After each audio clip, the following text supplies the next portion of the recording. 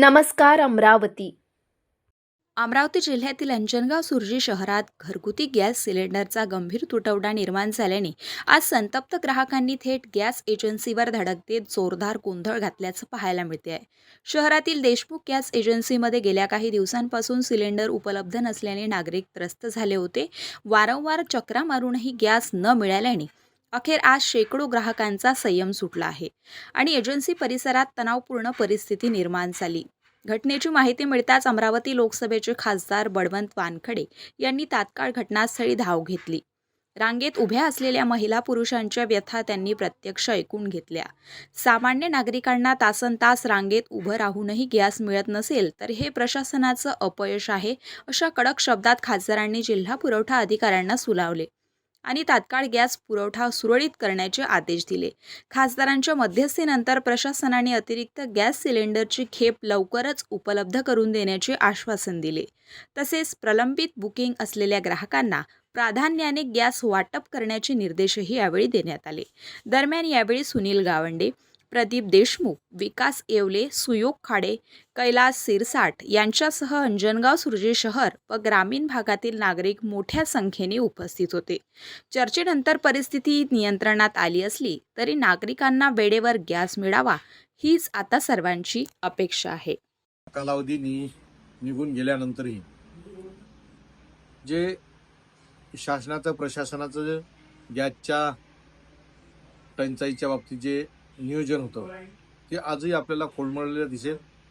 वारंवार प्रशासन आणि शासन सांगते की गॅसची कुठेही अडचण नाही, गॅसची कुठेही टंचाई नाही, परंतु आज जे अंजनगावात मी पाहतो की रांगाच रांगा लागल्या, लोकांचा एकदम गोंधळ उडलेला आहे. लोक अक्षरशः एजन्सी मालकाच्या पाया पडण्यासाठी सुद्धा तयार आहेत. म्हणजे एवढी भीषण परिस्थिती आजही गॅस टंचाईच्या बाबतीत आपल्याला पाहायला मिळते.